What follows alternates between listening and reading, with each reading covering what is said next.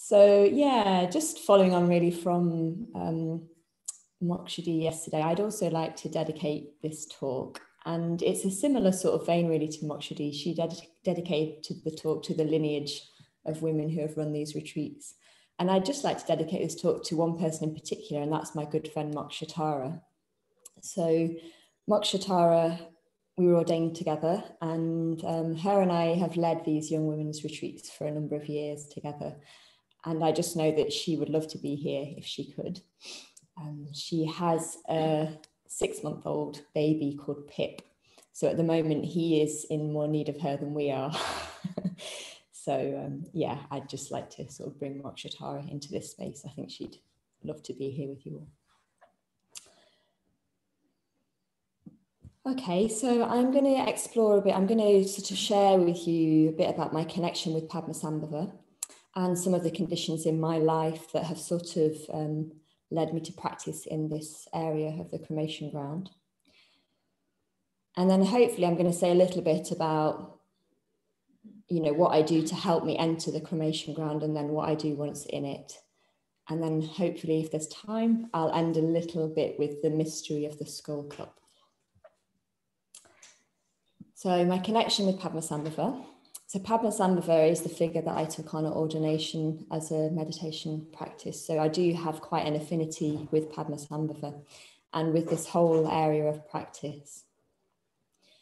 And I'm particularly drawn to and moved by the area of the power of Padmasambhava's love being transformative.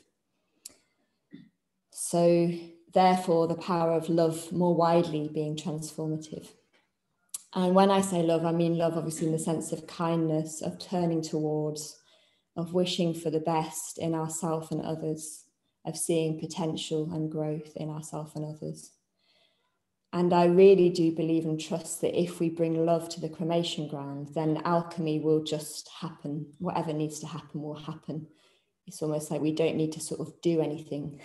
If we can just sit there and be there with faith and with acceptance, then alchemy will occur. And for me, that's what Padmasambhava really symbolizes. But just to say as well, although I am inspired by this area of practice of the cremation ground, you know, we can't always be in the cremation ground. We do also need ease in our practice. And I remember a good friend of mine, Jayaraja. So I'm going to say a little bit later about Karana appeals and practicing on Karana appeals. But I was on an appeal once, and I think I was saying to him, you know, I'm trying to call on Padmasambhava, and I was just struggling basically. And I was saying, I'm calling on Padmasambhava and I'm not really feeling anything. And he said to me, we have to know when we need to call on Padmasambhava and when we need to call on green Tara. So green Tara can soothe us and Padmasambhava can bring challenge. So I just really love that. It sort of felt quite simple, but it was him saying, you know, you can't always sort of be in the cremation ground in that sort of intense, high energy. And sometimes you just need soothing. Yeah.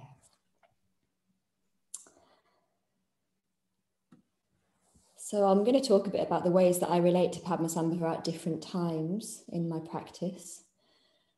But my experience is a bit like we heard from Mokshadi at the end of her talk yesterday. My experience is that Padmasambhava is always there, even when I sort of, if you like, neglect him. So even when I forget to turn to him or forget to call on him or forget to open to him, it's like my experience is that he sort of doesn't go away. And as soon as I remember and bring Padmasambhava to mind, it's like the connection can be as strong as ever.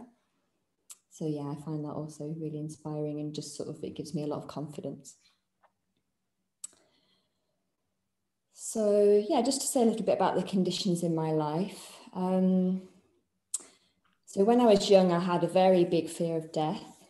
I used to pray to God every evening before I went to bed. And I used to name each of my family members and say, please don't let them die. So I used to say, please don't let my mum die. Please don't let my dad die. Please don't let my granddad die. So I had quite a strong sort of visceral fear of death. And then when I was 17, my mum was diagnosed with terminal cancer. And she died when I was 19. So that time in my life was definitely the strongest cremation ground experience that I've ever had. And I hadn't met the Dharma then. And it took me around 4 years to sort of start to turn towards the grief in that cremation ground that I was in there. And I was only really able to do that once I met the Dharma. So although this was such a painful and difficult period of my life, it was a very stark reminder of death and impermanence. And it felt like somehow like I knew dukkha and impermanence intimately. I knew my mum's, I knew my own, I knew my family's. Yeah, so there was a real sort of potency in that. But I just have to say, like, I don't always remember to stay in touch with that. So on my best days, I can be in touch with that, and that can help me sort of with the urgency of practice. But it's very difficult to stay in touch with that all the time. And as painful as that experience was of losing my mum, because we were very close, and well, for anyone to lose their mum is a very difficult experience. It did lead, in me, it led to a maturity and a courage to face difficulties. So I knew that I could. It was like I knew it was possible to face difficulties because I'd been through what was the most awful thing in my life and I'd survived it. And I'd not only survived it, but I'd transformed through that process as well. So having said all that, another element of my conditioning is that I have always enjoyed a challenge. So even from being very young, I'm sort of been drawn to intensity and adventure. And I think I've had a sense of determination. As a little girl, I used to love fixing things. I still do now. Like if something's broken, I really enjoy fixing it. And I used to sit for hours and really focus on sort of fixing something. So I've had that sense of sort of determination and focus, I suppose. Yeah, a friend once rejoiced in me and called me dogged. I wasn't sure that was, but yeah, I wasn't sure it was a compliment, but he did mean it as a compliment. So, and I've also been fascinated by this area of the cremation ground. So like Garavavati was saying, there's this sort of fascination and being terrified at the same time, but I've definitely always been drawn to energy. The people that I'm friends with, the people I'm attracted to, my partner who I'm in a relationship with, he definitely expresses his energy very fully. My friends, a lot of my friends who I'm attracted to, they're sort of, you know, their energy is very sort of freely available. So there's something about one's energy being available that I'm also attracted to. And I also was thinking about faith. I suppose when I spoke earlier about, you know, it's possible to get through difficulties. And I know that because of my experience. I just find that very beautiful that something can be liberated through moving towards the cremation ground, entering into that space and just being there, that something can be liberated and arise. But of course, we need faith to enter.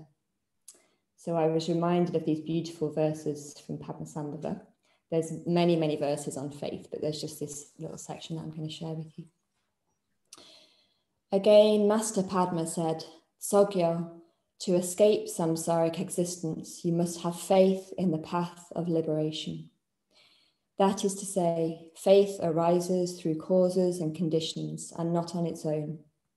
Faith arises when causes and conditions coincide and you take impermanence to heart. Faith arises when remembering cause and effect. It is my advice to never be apart from the causes for faith to arise. So that's from Advice to the Lotus Born, which is Padmasambhava's advice to his female disciple, Yeshe Tsogyal.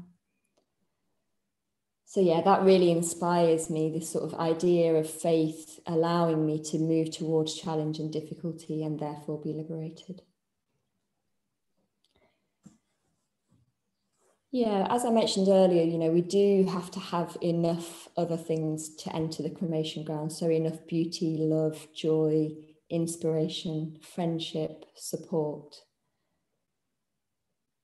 And I was also thinking about this area of the cremation ground and how the reason it can be so sort of painful to be in is because we have to let go of some aspect of our self-identity. And of course, we're sort of strongly attached to that. So there's no wonder that it's going to be a really sort of painful thing to do, a painful place to be in.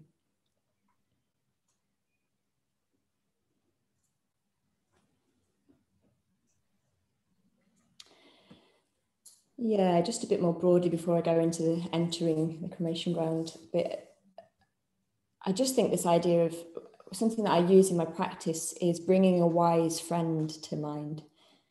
So I think I used to be quite hard on myself quite a lot. And people would often say to me, oh, if a friend were having the experience that you are, how would you sort of treat them? How would you be towards them? Or similarly, if I'm in a situation where I just can't quite call on my own resources because it's a bit difficult to do that, if I can just imagine what would a wise friend do here? And sometimes what a wise friend would do is offer a lot of love and a lot of ease. And then some other times what a wise friend would do is offer challenge or sort of suggest something that we need to do that is a bit more challenging. And I just think in this whole area with the cremation ground, like that, bringing a friend to mind can help, but essentially what I have to do is sort of learn to be able to give myself those experiences, those things that I would look for in a friend. So how do I sort of look within my own experience to bring either love or challenge?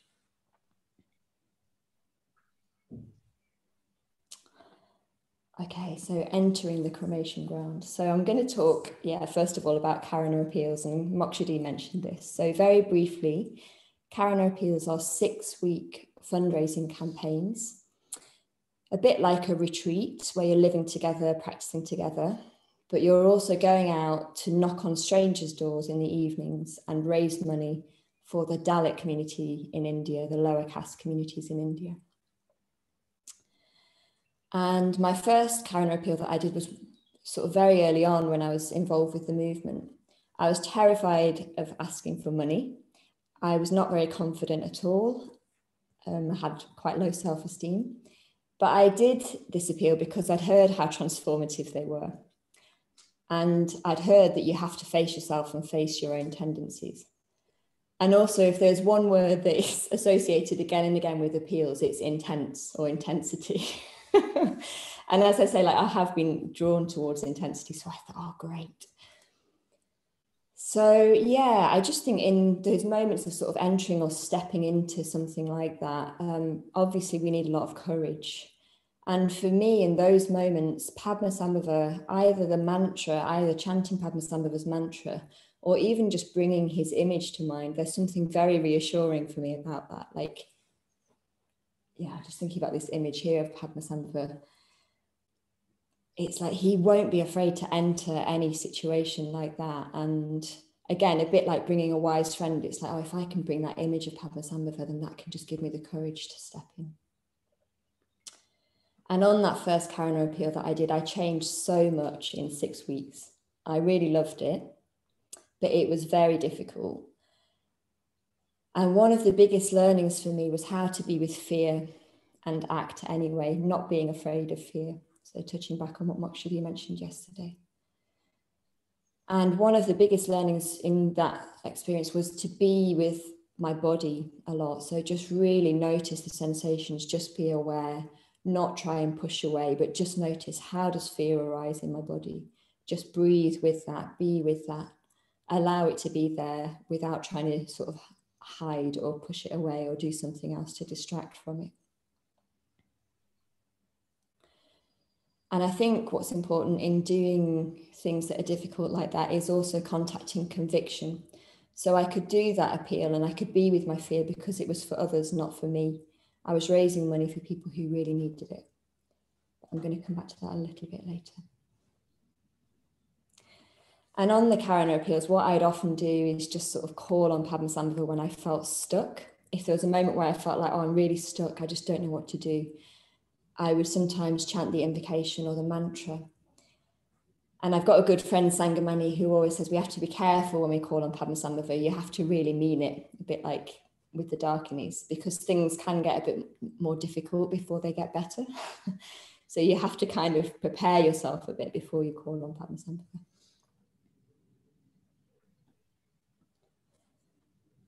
And the other area that I practice stepping into the cremation ground is in difficult communication. So if there's a difficult conversation that I need to have, I try not to delay it. And I just try and have courage and confidence and trust in the process. So again, there's that aspect of sort of knowing it will be hard, but doing it anyway. And there's also the big aspect of sort of sitting in the unknown. So just moving into this area now of what to do when we're there. I think in difficult communication, there's something around just staying with attention without having to make an effort to resolve it. And I think a lot of kindness and empathy is needed here, to myself and to the other person. And also just letting go of control, letting go of the way that I want the conversation to go.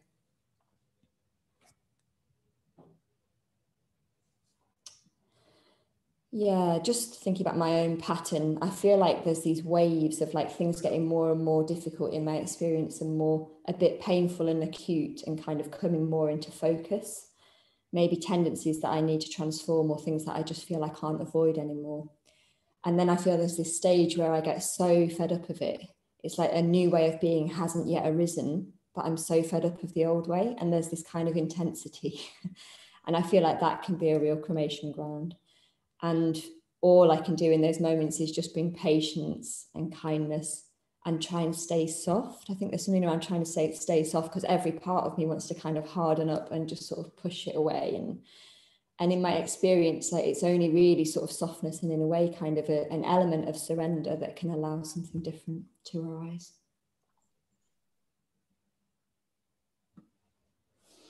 Okay, I need to rattle on a bit. I just want to come back to like when we're in the cremation ground is something that Sangharakshita said. So he mentioned Karuna appeals and them being transformative. And when I was on my second appeal in Birmingham, we were fortunate to go and be able to meet Bhante and talk to him about appeals. And we were so excited, this team of us who were fundraising, we had all these theories about why Sangharakshita might say that Karuna appeals were transformative. So when you knock on the door, you get yourself reflected back. You know, there's this intensity of living together and working together. You have to keep facing yourself. So we came up with all these sort of theories of why we thought appeals were transformative. And then when we asked Bhante, he said very, very simply, because you're doing something for others. And then he said, and you're doing it whether you're suited to it temperamentally or not. And you're going out again and again, night after night, for the benefit of others. And that's why it transforms you. It still makes me want to cry every time I say that. Yeah.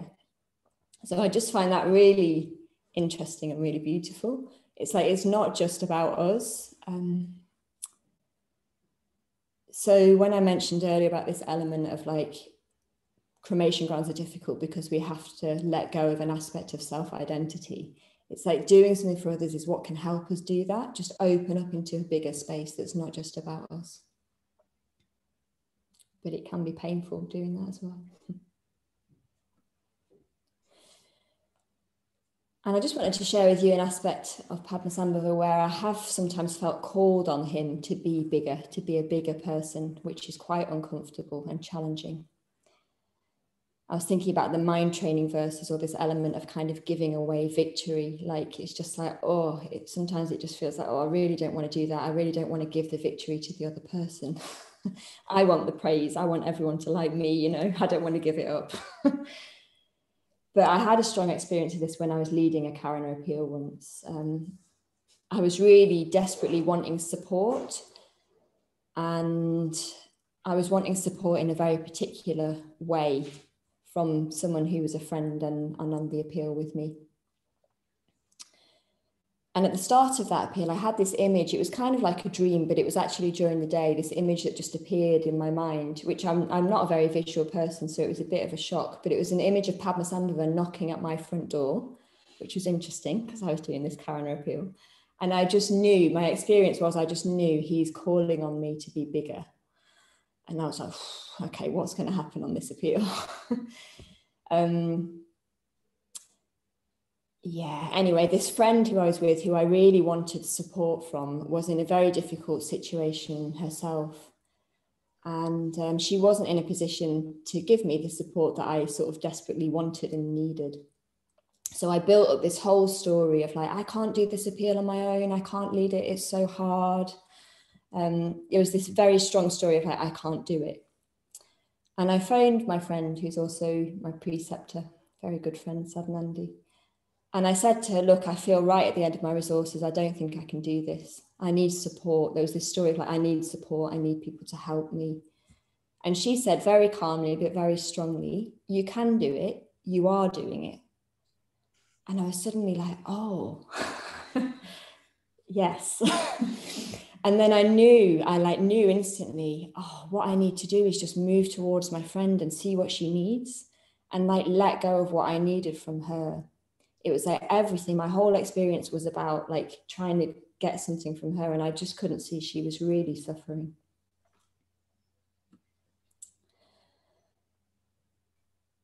Yeah, there's lots more I would love to say, but I'm running out of time. So I just wanted to say as well, this element of surrender that I've mentioned. When things get really hard in the cremation ground, sometimes what I do is I literally just lay in Padmasambhava's red lotus. I just feel held and supported by that and loved right when I'm in the crux. And I was thinking there about mantra being like a form of prayer. So Mokshadi mentioned yesterday about prayer, and I was just thinking about mantra as a form of sort of prayer, just calling on Padmasambhava in that way, that point of release and surrender. But that can't be forced. That only comes when we're staying with the intensity.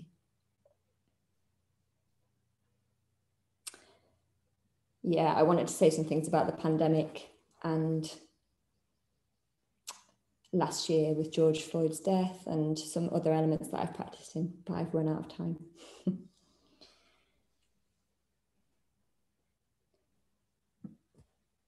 Yeah, just to mention then energies, like just letting energies be present. And I think, again, Mokshadi mentioned this yesterday, ethical training being the grounding. And for me, that Kusala aspect of my name is very reassuring. There's this aspect of sort of training in ethics. And because I've committed to that, I know that then energy and transformation can arise out of that. So again, that's something else that I find sort of reassuring, that gives me faith. Okay, finally, very finally, the mystery of the skull cup. So when I was at Akashavana on my ordination retreat, I sometimes used to chant mantras before I went to sleep. And it's just quite a potent time actually to chant mantras just as you're entering your dreams. I don't know if you've tried it before, but it can be quite potent. And I was chanting this particularly potent Padmasambhava mantra. And I remember waking up, and if you know, there's that moment before you're actually fully awake. So I was in that space, and I don't know how long I was there, but I just lay there and I felt in total bliss. So I didn't understand what was happening, but there was just maybe an image, maybe a sensation. It was an experience really of the skull cup. And this sort of words that came, the bliss of emptiness. So it was a very non-conceptual experience. I didn't sort of try and force my mind to understand it, but somehow the mantra had carried through my dreams. And when I woke, there was just this sort of experience, which, you know, I can just still sort of touch back into at times. And for me, the darking is, this aspect of the no restriction, a total free flowing energy, able to go in any direction, not getting hooked, playfulness, lightness. I think these are really important elements to bring to mind so that we don't get too heavy when we're in the cremation ground. Okay, I better stop there.